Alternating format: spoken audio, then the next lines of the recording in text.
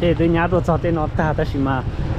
can thu nó chỉ đen thì ta rồi nó nằm mò về chỉตัวไทยrồi nó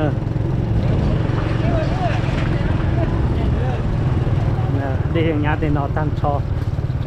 ta chỉ nằm mò để nhà thổ trồng đủ để chỉ lấyตัวไทยnó nhưng nó mà đi sân gió tôi cho chỉ để từ đó ăn ta nữa tên nó để nhà tăng cho tên là nó nữa để khoảng thì bài xưa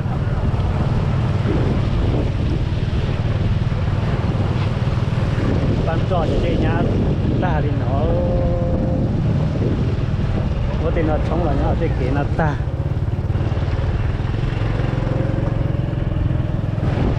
cuốn á nó bỏ ở tụi đây là ship chùa hả nó ra nó đó thì nó xì để đặt thủ siêu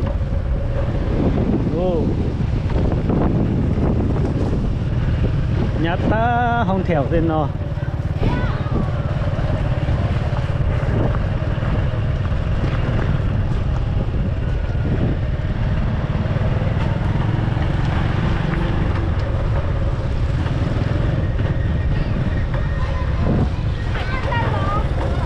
cái tay đá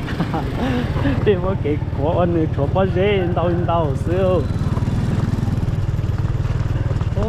nhà tôi tập là cái nó nè thấy được chưa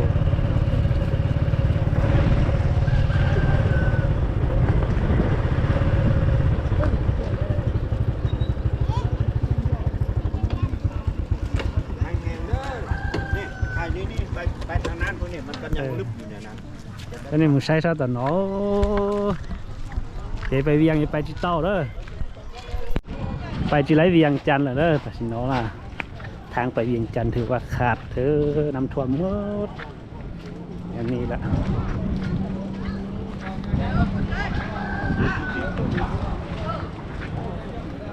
ใช่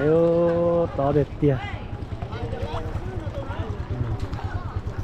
ได้รอเด็ดเตี้ยชัดจริงนะรอจังยังมาพุชัดดีซะด้วยนี่คือทางไปเวียงจันทร์เด้อเต็มเมืองคูนไปทะเวียงเด้อขาดเลยแล้วเด้อ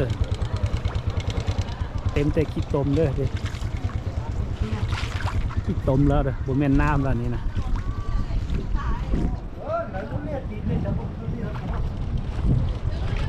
ขี้ตมเต็มละไปบุได้ฝากทางนั้นถ่ายมาแล้วมันขี้ตมลึกเองไปnhớ về tập hết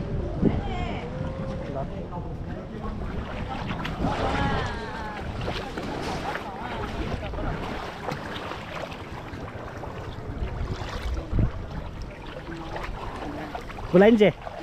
ô lại yên nữa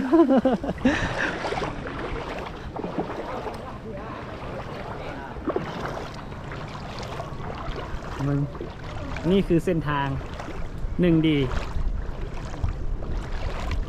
คุณหนอไปเอี้ยนนะเอี้ยนนะเอี้ยนนะปลาเอี้ยนเด้อเอี้ยนอยู่บ่ได้แล้วคิดตมเต็มละเอี้ยนออกมาแล้ว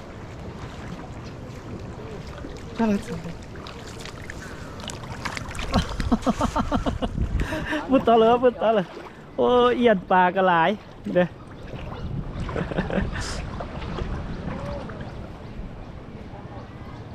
สุดยอดเลยโว้ยด้านนี้เอียนลายให้ลาย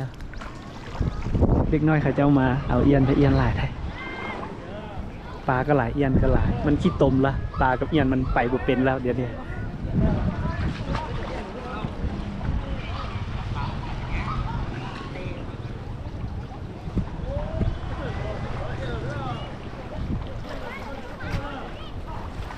ต่อเตียว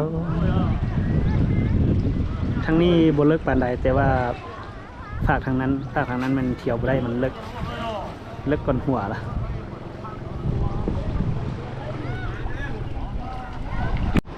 แต่สินะ要到厦门神早นะ厦门神早นะตัวรอพนแยงเมืองคูนตอนนี้7 โมงเช้าอยู่บ้านพนแยงเมืองคูนเด้อทางไปเวียงอันนี้นะนี่คือเส้นทางไปเวียงจันทร์ทาง1 ดีเวียงจันทร์ไปบ่ได้แล้ว ไป这个周末个叫车炸头，炸来你叫都地去呢，他走热hàng béo giờ nằm mỏ. cái gì地来就天地来了，lúc té nó cái chơi sống còn đang gì nó con đã cho thế. trong lúc nọ của mới tương đấy mà ไฟกระดับน้ำกระขาดแบบนี้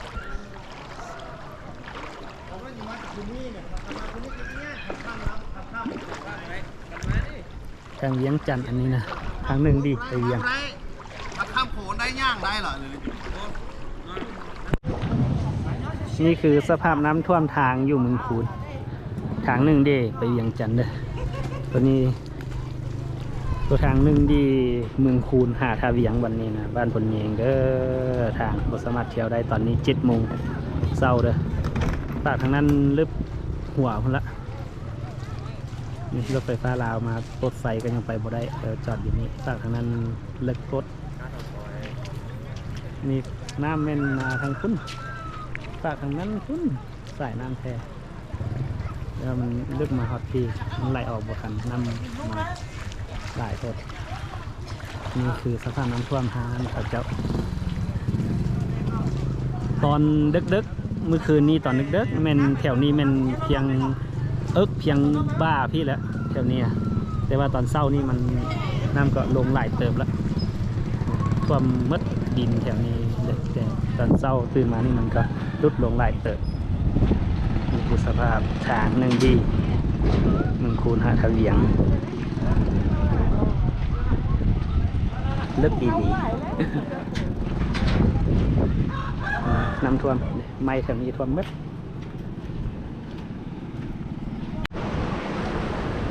น้ำควัน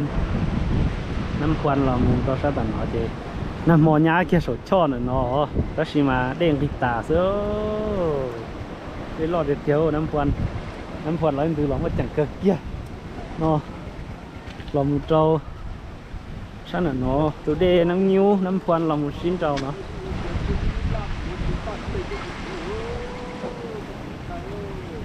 ต่อเดียวทางไปเวียง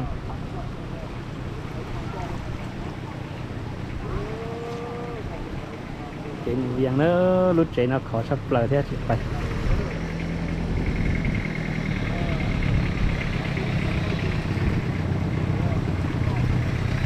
ทางไปเวียงถือว่าไปบ่ได้แล้วเด้อแต่น้ำก็ลดลงไวเติบเลยประมาณ20 นาทีก็ลงเพียงแอวขึ้นเลยตอนสวย12 โมงถ้าฝนบดตกอีกก็น่าจะเที่ยวไปเวียงจันทน์ได้ละ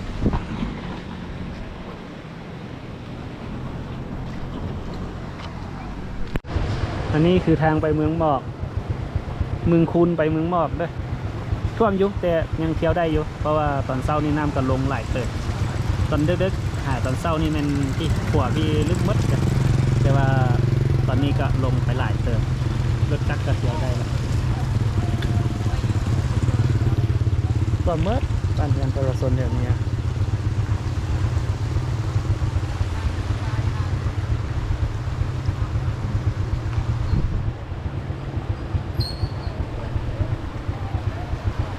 rồi sao tận nó sẽ tóm một lít trà đó trà là khó chế ta kia nó cũng tao sợ là cũng muốn sẽ để nó lọ của mà đi lọ thó cái hóng tà của mà to thế chỉ tôi thay là kia nó này ô to thiệt kìa lựcขนาดเลยว่ะ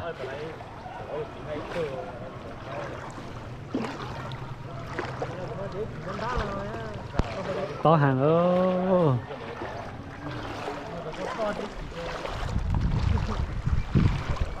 không gì cho có trò tại làm đâu luôn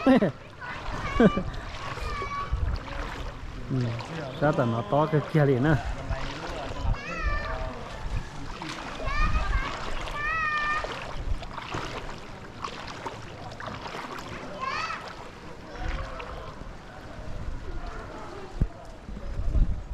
to tuyệt vời. Các bạn khứa cho vài chỉ chỉ to thật tá liều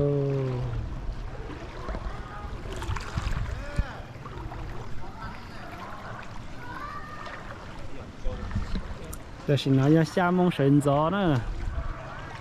เราเมืองคุณบ้านผลแยงอ่ะต่อเดียว